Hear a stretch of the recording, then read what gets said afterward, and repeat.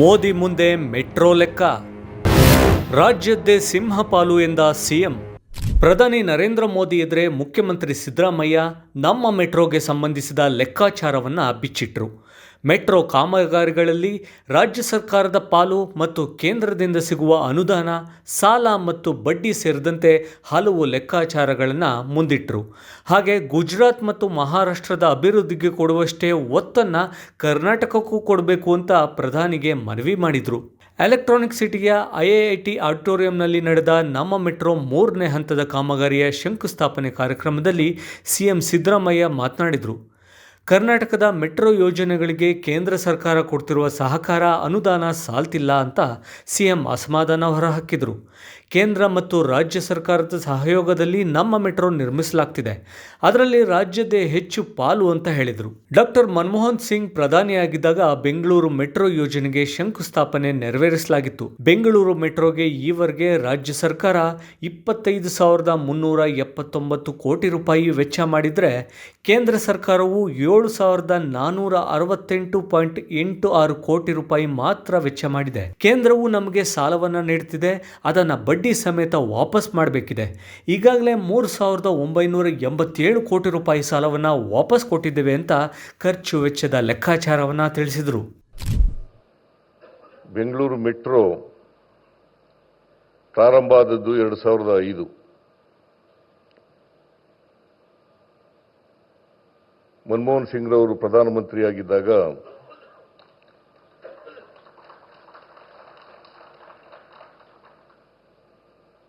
ಬೆಂಗಳೂರು ಮೆಟ್ರೋವನ್ನು ಪ್ರಾರಂಭ ಮಾಡಿದರು. ಇದು ಕೇಂದ್ರ ಸರ್ಕಾರ ಮತ್ತು ರಾಜ್ಯ ಸರ್ಕಾರಗಳ ಸಹಯೋಗದೊಡನೆ ನಡೀತಾ ಇರತಕ್ಕಂಥ ಯೋಜನೆ.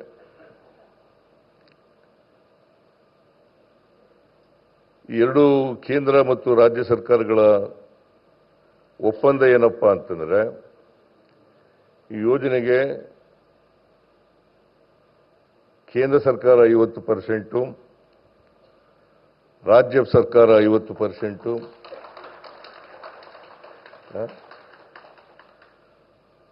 50% ಇದನ್ನ ಮಾಡಬೇಕು ಅಂತೇಳಿ, ಖರ್ಚು ಮಾಡಬೇಕು ಅಂತೇಳಿ ಒಪ್ಪಂದ ಆಗಿರ್ತಕ್ಕಂಥದ್ದು.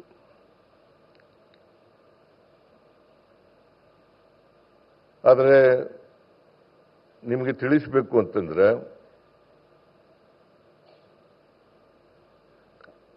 ರಾಜ್ಯ ಸರ್ಕಾರನೇ ಹೆಚ್ಚು ಖರ್ಚು ಮಾಡ್ತಕ್ಕಂಥದ್ದು.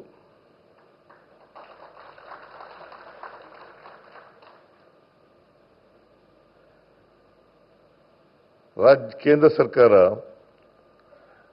ತಾಂತ್ರಿಕ ನೆರವು ಮತ್ತು ಹಣಕಾಸಿನ ನೆರವನ್ನು ಸಹಾಯ ಮಾಡ್ತದೆ.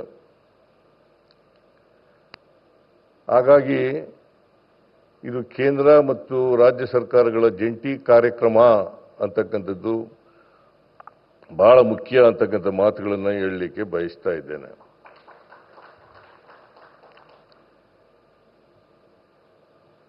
ಈಗಾಗಲೇ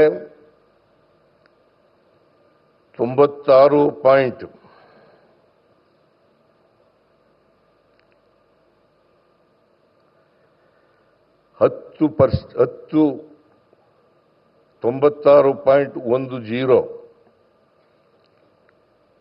ಇಷ್ಟು ಉದ್ದದ ರೈಲ್ವೆ, ಮೆಟ್ರೋ ರೈಲ್ವೆ ಕೆಲಸ ಮುಗಿದಿದೆ.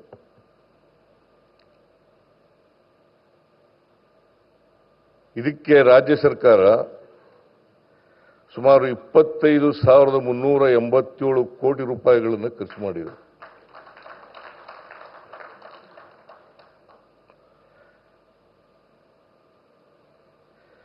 ಕೇಂದ್ರ ಸರ್ಕಾರ ಖರ್ಚು ಮಾಡಿರ್ತಕ್ಕಂಥದ್ದು 7,468.86 ಕೋಟಿ ರೂಪಾಯಿಗಳನ್ನು ಮಾತ್ರ. ಆದರೆ ಕೇಂದ್ರ ಸರ್ಕಾರ ಸಾಲ ಕೊಡ್ತದೆ, ಈಕ್ವಿಟಿ ಇಟ್ಟಿದ್ದಾರೆ. ನಾವು ಸಾಲ ಬಡ್ಡಿ ಸಮೇತವಾಗಿ ವಾಪಸ್ ಕೊಡಬೇಕು.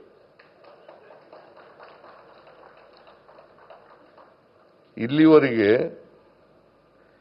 3,987 ಕೋಟಿ ರೂಪಾಯಿಗಳನ್ನು ಮರುಪಾವತಿ ಮಾಡಿದ್ದೇವೆ.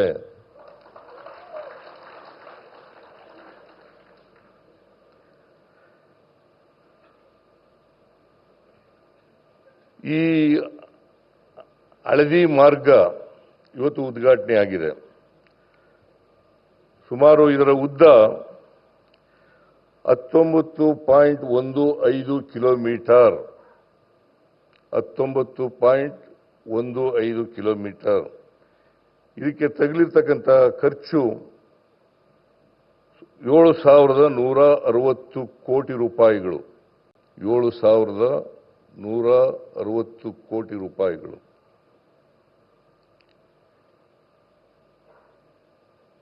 ಇದರಿಂದ ಸುಮಾರು 3.5 ಲಕ್ಷ ಪ್ರಯಾಣಿಕರು ಪ್ರತಿ ದಿನ ಟ್ರಾವೆಲ್ ಮಾಡಲಿಕ್ಕೆ ಸಾಧ್ಯ.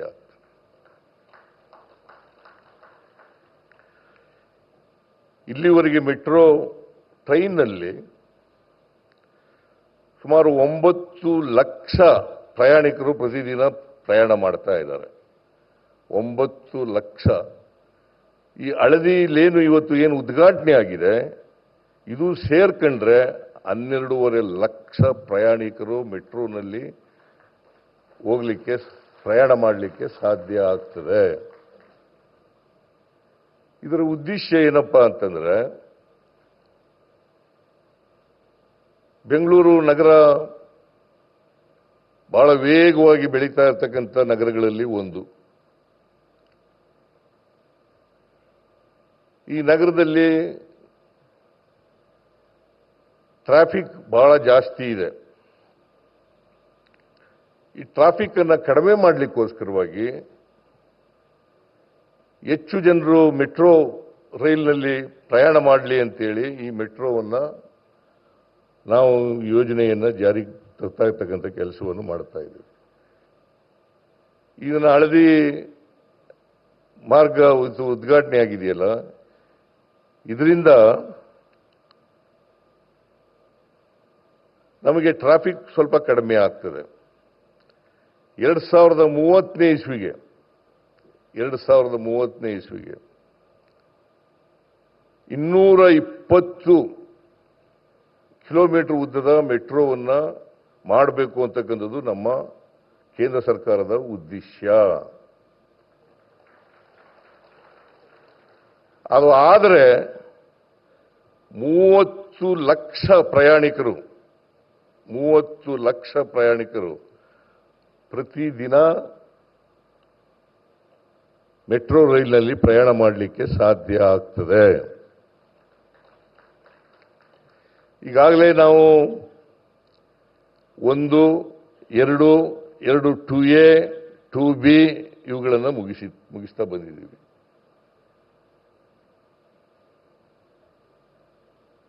ಮೂರನೇ ಹಂತಕ್ಕೆ ಇವತ್ತು ಶಂಕುಸ್ಥಾಪನೆ ಆಗಲಿದೆ.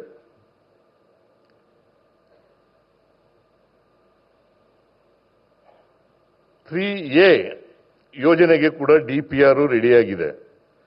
ಕೇಂದ್ರ ಸರ್ಕಾರಕ್ಕೆ ಕಳಿಸಿಕೊಟ್ಟಿದ್ದೀವಿ ನಾವು. ಅದಕ್ಕೆ ಅನುಮೋದನೆಯನ್ನು ಕೊಟ್ಟರೆ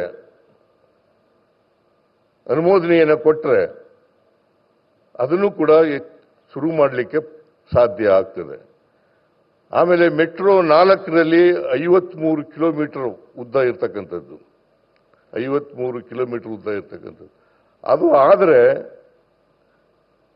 1, 2, 2A, 2B ಮತ್ತು 3 ಹಂತ 3ನೇ ಎ ಆದರೆ 4ನೇದು ಕೂಡ ಆಗುತ್ತೆ ಅಂತಕ್ಕಂಥ ಇದನ್ನ 2030 ಒಳಗಡೆ ಮುಗಿಸಿ 2030 ಒಳಗಡೆ ಮುಗಿಸಿ ನಾವು 30 ಲಕ್ಷ ಪ್ರಯಾಣಿಕರಿಗೆ ಮೆಟ್ರೋ ಟ್ರೈಲ್ನ ಉಪಯೋಗವನ್ನು ಮಾಡಿಕೊಡ್ತಕ್ಕಂಥ ಕೆಲಸವನ್ನು ಮಾಡ್ತೇವೆ. ಇದರಿಂದ ಬೇಕಾದಷ್ಟು ಟ್ರಾಫಿಕ್ ಪ್ರೆಷರ್ ಇದೆಯಲ್ಲ, ಆ ಒತ್ತಡ ಇದೆಯಲ್ಲ, ಆ ಒತ್ತಡ ಕಡಿಮೆ ಆಗಲಿಕ್ಕೆ ಸಾಧ್ಯ ಆಗ್ತದೆ. ಇದನ್ನು ಕರ್ನಾಟಕ ಸರ್ಕಾರ ಮಾಡ್ತದೆ ಅಂತಕ್ಕಂಥ ವಿಶ್ವಾಸ ನನಗಿದೆ.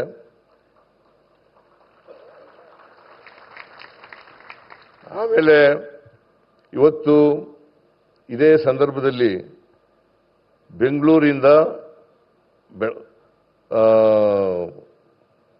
ಬೆಳಗಾವಿ ಬೆಳಗಾವಿಗೆ ಟ್ರೈನ್ ಕೂಡ ಒಂದೇ ಭಾರತ್ ಎಕ್ಸ್ಪ್ರೆಸ್ ರೈಲು ಆಗಿದೆ. ಅದನ್ನು ಕೂಡ ಇವತ್ತು ಚಾಲನೆ ಮಾಡ್ತಕ್ಕಂಥ ಕೆಲಸವನ್ನು ಮಾಡಿದೆ.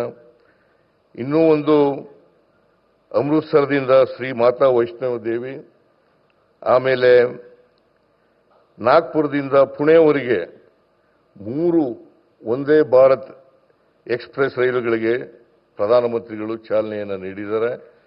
ಇದರಿಂದ ಹೆಚ್ಚು ಅನುಕೂಲ ಆಗ್ತದೆ ಅಂತಕ್ಕಂಥ ಮಾತುಗಳನ್ನು ಈ ಸಂದರ್ಭದಲ್ಲಿ ಹೇಳಲಿಕ್ಕೆ ಬಯಸ್ತಾ ಇದ್ದೇನೆ. ಆದರೆ ಒಂದು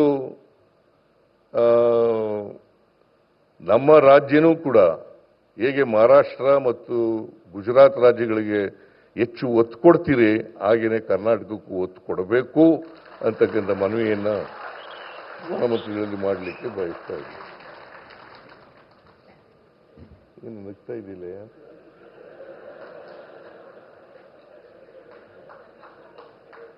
ಅಂತ ಹೇಳಿ ಪ್ರಧಾನಮಂತ್ರಿಗಳು ಹೆಚ್ಚು ಸಹಾಯವನ್ನು ಇದಕ್ಕೆ ಮಾಡಬೇಕು ಅಂತಕ್ಕಂಥ ಮಾತುಗಳನ್ನು ಹೇಳ್ತಾ ಮತ್ತೊಮ್ಮೆ ಪ್ರಧಾನಮಂತ್ರಿಗಳಿಗೆ ಸ್ವಾಗತವನ್ನು ಕೋರಿ ನನ್ನ ಮಾತುಗಳನ್ನು ಮುಗಿಸ್ತೇನೆ.